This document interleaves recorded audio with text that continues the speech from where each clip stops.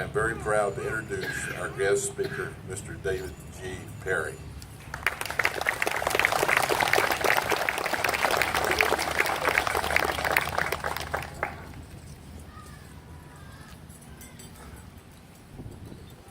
There is one correction.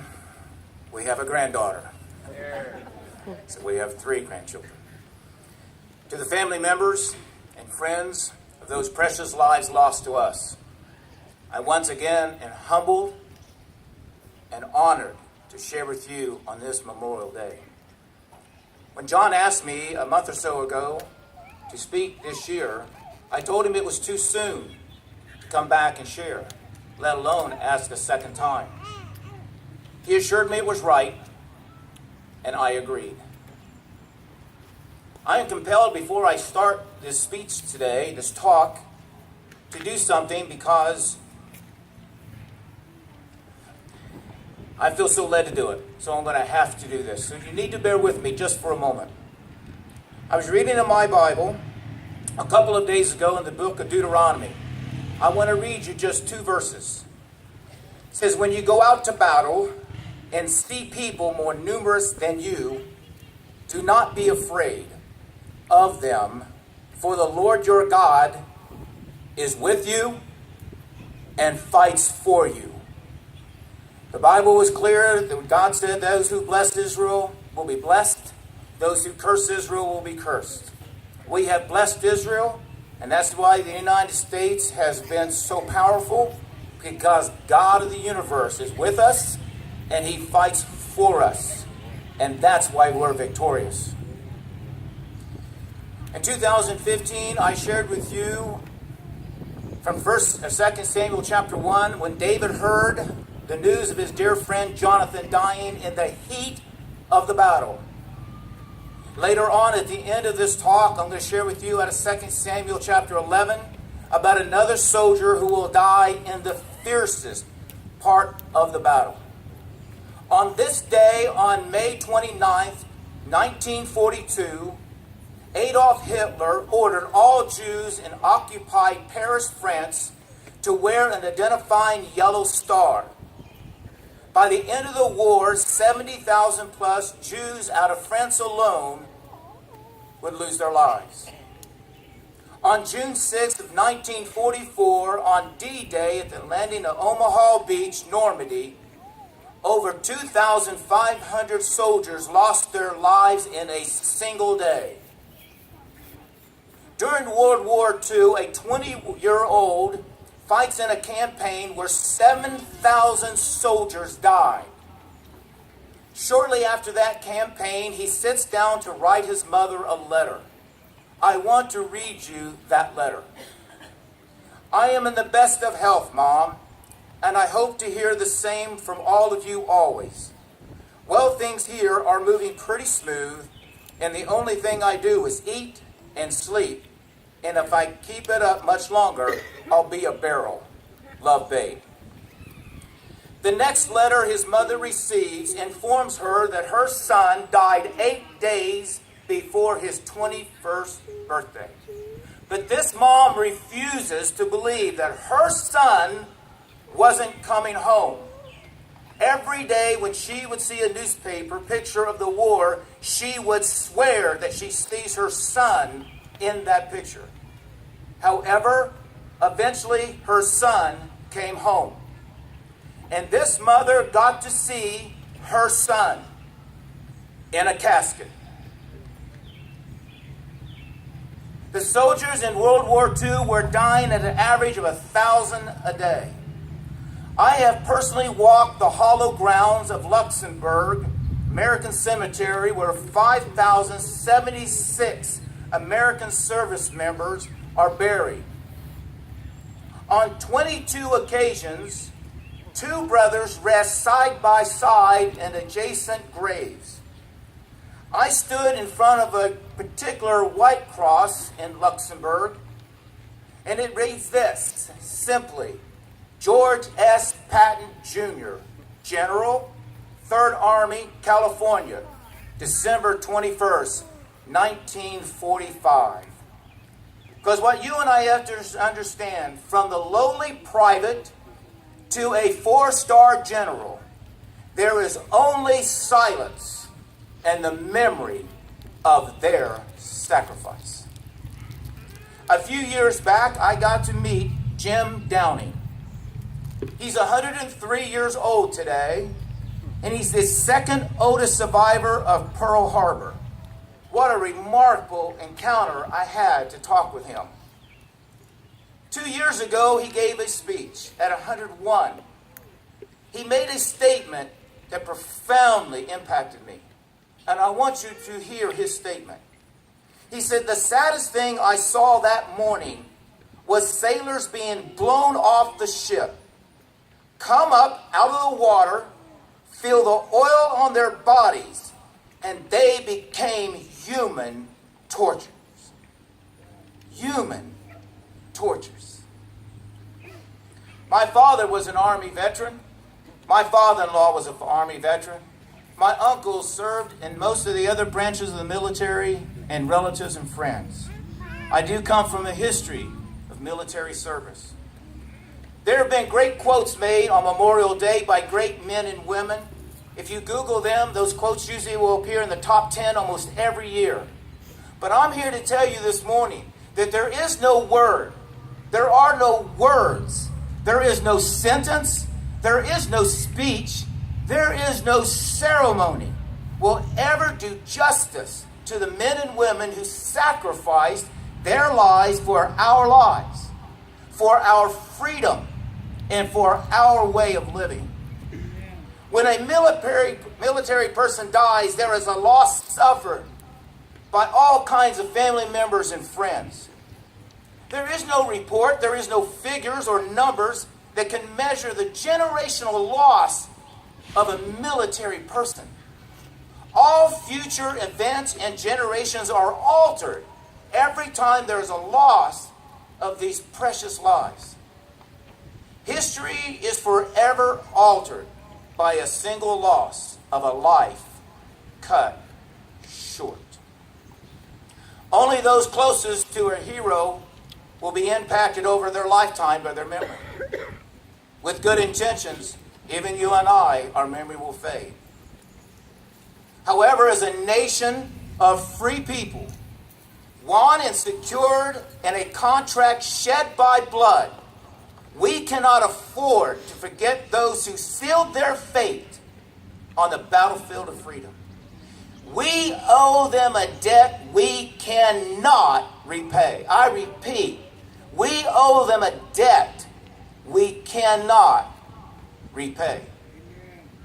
Air Force Captain Lance Sejan was shot down in Vietnam on November 9th, 1967. When he awoke, he was in a semi-conscious state. He had a compound fractured leg, the bone sticking out of his leg. He had a fractured skull. 2 days later, he falls into a sinkhole, injuring himself even more.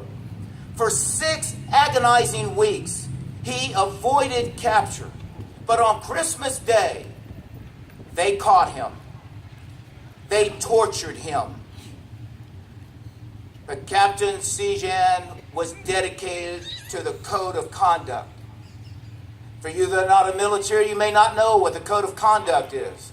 The code of conduct is this, that he is not allowed to reveal military information. He was tortured and close to death when they transferred him to Hanoi. He was over 6 feet tall and weighed less than 100 pounds. Between beatings, he would get with his cellmates and go over camp security. He would plan escapes with these men. His fellow cellmates heard him say when he was tortured on one occasion before he died, "Don't you understand? I'm not going to tell you anything. I can't talk to you. It is against the code." Working in shifts in the latter hours of his life, his cellmates cradled his head in their laps. They talked to him quietly, and they talked to him about his courage and his faith. In the end, the guards came one last time. And Lance told his buddies, "It's over, boys. It's over." And he called out to his father to help him. One of his cellmates who survived once later said this: "Captain Lance Sejan was a free man from a free country who kept his dignity to the last moment of his life." C.K. Chesterton said this: "A true soldier fights not because he hates what's in front of him, but because he loves what is behind him." Francis A. Walker said, "We come not to mourn our dead soldiers, but to praise them, and that's why we're here today." President James A. Garfield said, "For love of country, they accepted death." I will end Memorial Day talk with you as I did in 2015. I would like to share with you about a soldier in the Bible who died in battle. In 2015, again, I shared in 2 Samuel 1 when David heard of Jonathan dying in the heat of battle. I'd like to share with you a man, a soldier, in 2 Samuel 11 who died in the fiercest part of the battle. 2 Samuel 11:17 simply says this: "And Uriah the Hittite also died." Who was Uriah the Hittite? David was surrounded by what the Bible calls mighty men. He always had 30. If one of them would die, he was replaced. He always had 30. There were 39 total. Uriah was one of the mighty men. So let me share just a thought about Uriah. Who was he? He was a faithful spouse to his wife. He was a faithful servant to his king David. He was a faithful soldier to his commander Joab. He was faithful in battle in the front line of the fiercest battle. He was faithful to the end. And Uriah the Hittite also died. Why do I talk about Uriah the Hittite of the Bible when we're here to talk about American military? Because they are just like him. They were faithful, faithful, faithful. And you and I should never forget their faithfulness. So who were the American military who died? They were faithful single people. They were faithful sons and daughters. They were faithful spouses. They were faithful parents. They were faithful to their president. They were faithful to their commander. They were faithful in battle, in the front line of the fiercest battle. They were faithful to the end. And the American military also died. John 15:13 says this: "Greater love has no one than that one lays down his life for his friends." Our brave military understand this biblical principle all too well. If you've ever camped deep in the woods, you keep a fire ablaze. The reason is because you see all kinds of eyes peering in. And the dimmer the fire gets, the closer those eyes get. And you are concerned what those eyes might be. So it is in America. As the fire of freedom grows dim, as the fire of honoring our brave dead grows dim, the enemy draws closer. As Memorial Day seems to be fading in participants and attendees and onlookers, and sadly emphasis, this great nation will cease to be great if we fail to recognize and praise and honor the honored dead who paid a debt with their shed blood that you and I cannot repay. The number of God is the number 7. It stands for perfection. I am going to ask you to bear with me as you and I honor the American military 7 times. There was a sheet of paper that was handed out to you, hopefully as you arrived. As you notice, there is 7, 1 through 7. The same question is beside every number. The response is the same.